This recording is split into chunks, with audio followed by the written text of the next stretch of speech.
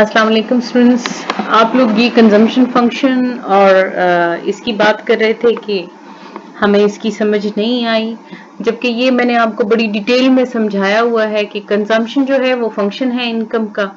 They both are positively correlated.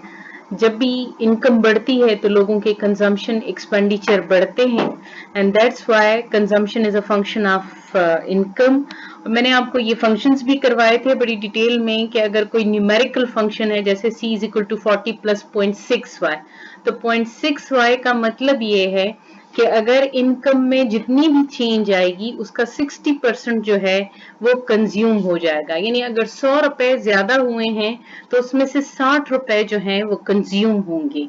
और ये जो 40 है ये ऑटोनोमस कंजम्पशन है और ये 0.6 जो है ये एमटी से है, मार्जिनल प्रोपेंसिटी टू कंज्यूम। और मार्जिनल प्रोपेंसिटी टू कंज्यूम जो है वो रेट ऑफ चेंज है कि इनकम में कितनी चेंज आएगी तो कंजम्पशन ज्यादा होगी। ठीक है। फिर सेविंग का था कि जो मैंने आपको सेविंग का करवाया था कि सेविंग जो है वो एक पार्ट है इनकम का, जो कंजम्पशन एक्सपेंडिचर से रह जाता है वो हम सेव करते हैं। इसका भी पॉजिटिव कोरिलेशन है इनकम से और इसका function minus S A plus S Y है। एंड वो इसलिए कि जब आपकी इनकम जीरो होती है even then you are consuming something और उस कंजम्पशन के लिए आपको कर्जे लेने पड़ते हैं। तो वो जो कर्जे होते हैं वो नेगेटिव सेविंग होती है। जिस तरह आपने पीछे देखा ऑटोनोमस कंजम्पशन थी, यानी अगर आपकी इनकम जीरो होगी तब भी आप कुछ ना कुछ कंज्यूम करेंगे, जैसे 40 है। ये आगे मैंने शेड्यूल बनाया है, अगर आप इसको देखें ये दोनों फंक्शंस मैंने लिख दिए हैं। आपको मैंने ये भी समझाया था कि कंजम्पशन के फंक्शन को हम y में से माइनस करके सेविंग का फंक्शन बना सकते हैं। अब यहाँ देखें ये जो c का फंक्शन है 40 प्लस 0.6y है और y यानी इनकम हम पुट कर रहे हैं। अगर इनकम जीरो होगी तो कंजम्पशन कितनी होगी, इनकम 100 होगी तो कंजम्पशन कितनी होगी, और इनकम जो है वो 200 है तो कितनी है। ये सारी चीजें यहाँ लिखी हुई हैं। कैलकुलेशन है, सिंपली y की जगह y की वैल्यू पुट की गई है। इसी तरह अगर आप सेविंग के फंक्शन को देखें तो उसमें भी पुटिंग की गई है और उसका फिर नीचे ग्राफ बनाया गया है। ठीक है। यानी वही जो कैलकुलेशन है, जो कैलकुलेटेड फंक्शनल इक्वेशन है हमारे पास, उसमें हमने इनकम खुद से एज्यूम की है कि इनकम जीरो होगी तो क्या होगा, 100 होगी तो क्या होगा, 200 होगी तो क्या होगा। तो आप देखें जहां कंजम्पशन 160 है तो सेविंग 40 है। जब आप इन दोनों को प्लस करेंगे तो क्या बनेगा, 200।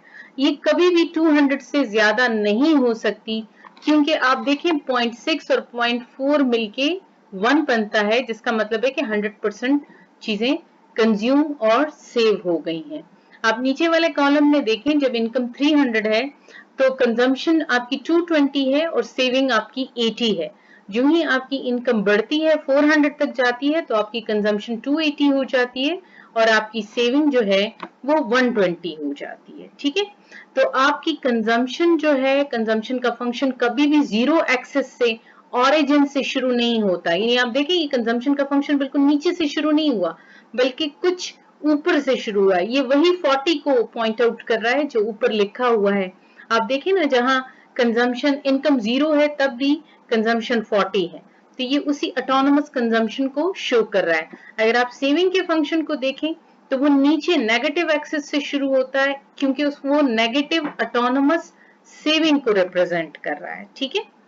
अच्छा, फिर मार्जिनल प्रोपेंसिटी टू कंज्यूम क्या है, एवरेज प्रोपेंसिटी टू कंज्यूम क्या है। मार्जिनल प्रोपेंसिटी टू कंज्यूम का मतलब है कि अगर आपकी इनकम में जितना भी इंक्रीज आया है उस इंक्रीज का कितना प्रोपोर्शन जो है आप कंज्यूम करेंगे। This is what we call marginal propensity to consume. हम इसको मैथमेटिकली कहते हैं कि MPC is equal to change in C divided by change in Y. अब ये देखिए ये डेफिनेशन जो लिखी हुई है in economics, the marginal propensity to consume is defined as the proportion of the aggregate rise in the pay that a consumer spend on the consumption of goods and services. rise in the pay यानी आपकी income में, आपकी आमदनी में जो इजाफा होता है उसका कितना आप लोग खर्च करते हैं, ठीक है, और as oppose to saving it, यानी आप उसको बचाते नहीं, अगर आपके पास कुछ पैसे ज्यादा हो जाते हैं और आप उसको सब का सब बचा नहीं रहे बल्कि उसके साथ अपनी कंजम्पशन को बढ़ा रहे हैं, तो that is called marginal propensity to consume. अच्छा, एवरेज प्रोपेंसिटी टू कंज्यूम क्या है? ये आपको बताता है कि भाई आपका ओवरऑल, आपका एवरेजली कितना आप कंज्यूम कर रहे हैं। जैसे यहाँ आपको लिखा हुआ है, average propensity measures the percentage of income that is spend rather than save, यानी कितना परसेंटेज आप खर्च कर रहे हैं, that is called average propensity to consume. आप देखें APC is equal to C divided by Y है, ठीक है। फिर इसी तरह आपके पास है मार्जिनल प्रोपेंसिटी टू सेव, ये भी कि आपकी इनकम में जो इजाफा होता है तो आप अपनी सेविंग को कितना बढ़ाते हैं। जैसे अगर आप पीछे देखें तो अगर 100 रुपीज आपकी इनकम थी तो आपकी सेविंग 0 थी, लेकिन जब 200 हो गई तो आपकी जो सेविंग थी वो 40 हो गई। तो ये जो 40 का इंक्रीज आया है, ये किसकी वजह से आया है? ये इनकम में 100 रुपए के इंक्रीज की वजह से आया है। ये जो रेट ऑफ चेंज है दोनों में, that is called marginal propensity to save. जब हम MPC और MPS को प्लस करते हैं तो that will be equal to 1, क्योंकि जिस तरह मैंने आपको बताया कि 0.6 अगर MPC है तो 0.4 MPS है। The average propensity to save क्या है? वो वही बात है कि परसेंटेज चेंज इन सेविंग आपकी क्या है, that is called average propensity to save, ठीक है। तो MPC और MPS मिलके ऐड होके 1 के इक्वल होंगे, और 1 यहाँ क्या शो कर रहा है कि 100% या तो कंज्यूम होगा या सेव होगा,